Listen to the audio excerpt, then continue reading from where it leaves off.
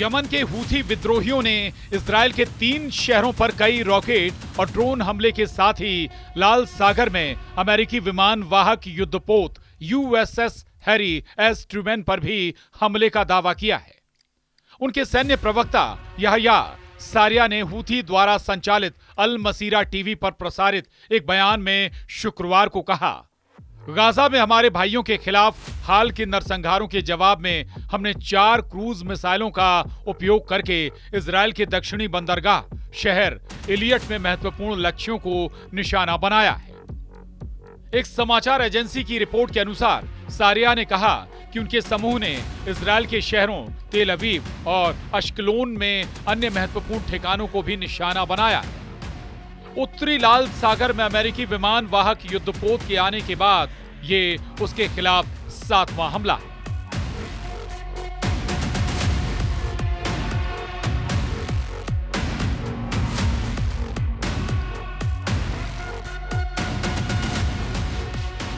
सारिया ने कहा, हम अपने देश के खिलाफ किसी भी घटनाक्रम या अमेरिकी इजराइल तनाव के लिए खुद के तैयार रहने की पुष्टि करते हैं।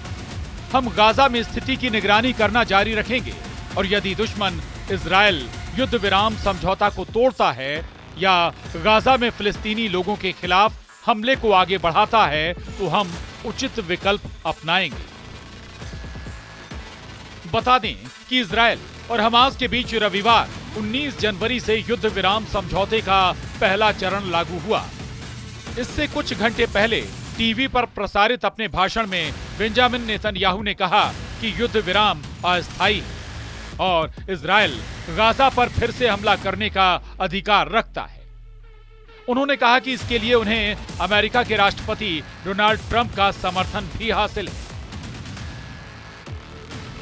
युद्ध विराम समझौता होने के बाद भी नेतन्याहू को कई स्तर पर दबाव का सामना करना पड़ रहा है, जिसमें बंधक बनाए गए सभी लोगों की रिहाई की मांग करने वाले हजारों लोग भी शामिल हैं। मतलब यह है कि गाजा का बारूद अभी ठंडा नहीं पड़ा। लेबनान की तबाही बदस्तूर जारी है।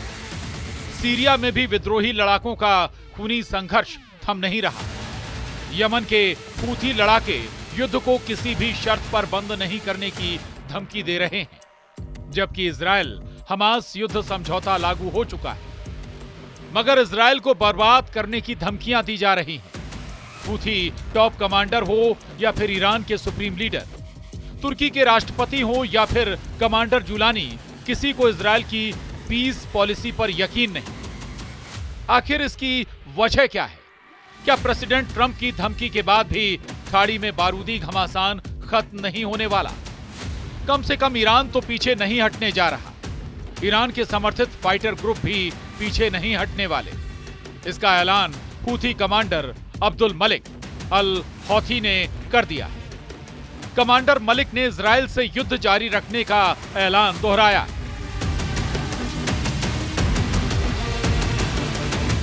हूथी चीफ ने युद्ध ऑन होने का ऐलान मिसाइल हमले के 3 दिन बाद किया है। 18 जनवरी को हूथी एयरफोर्स ने इजराइल के रक्षा मंत्रालय पर मिसाइल हमला किया था। धू अल फिकार मिसाइल की बौछार की जानकारी हूथी प्रवक्ता याह्या सिर्री ने दी थी। मतलब ये कि ट्रंप चाहे कुछ भी दावे करें, ईरान के सपोर्ट से युद्ध लड़ रहे फाइटर ग्रुप इजराइल को निशाना बनाना बंद नहीं करने वाले।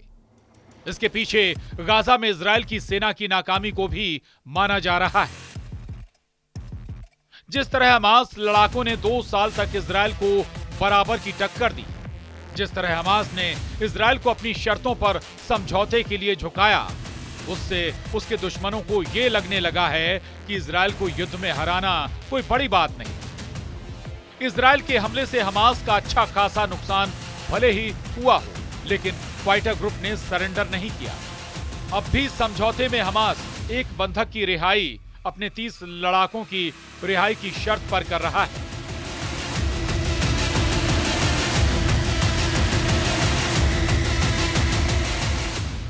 जिसे देखते हुए ईरान के समर्थन में युद्ध लड़ने वाले सभी फाइटर ग्रुप इजराइल से युद्ध जारी रखने के लिए डटे हैं। मगर सुपर पावर अमेरिका ईरान की इस चाल की काट तलाश चुका है। प्रेसिडेंट ट्रंप, ईरान और तुर्की दोनों पर नकेल कसने के लिए एक ही फॉर्मूला इस्तेमाल करने जा रहे हैं। पीएम नेतन्याहू ने ट्रंप को शपथ लेने के बाद जो बधाई संदेश भेजा, उसमें इस फॉर्मूले का ट्रेलर भी था। अब्राहम अकॉर्ड ये वो ट्रंप कार्ड है जिसे डोनाल्ड ट्रंप दोबारा से चलने जा रहे हैं, जिससे न सिर्फ इजरायल को मजबूती मिलेगी, साथ ही उसके दुश्मनों की धुकधुकी भी बढ़ेगी। ट्रंप इजरायल और सऊदी अरब में डील कराकर खाड़ी देशों में पावर बैलेंस बदलने जा रहे हैं। ट्रंप ने यह साफ कर दिया है कि वो किसी भी तरह के युद्ध को रोकने का मिशन ऑन कर चुके हैं। खाड़ी युद्ध संकट का the end Trump Abraham accord में सऊदी को शामिल कराकर कर सकते हैं। प्रेसिडेंट ने अपने पहले कार्यकाल में इस प्लान से अरब देशों से इजरायल की दोस्ती करवाई थी।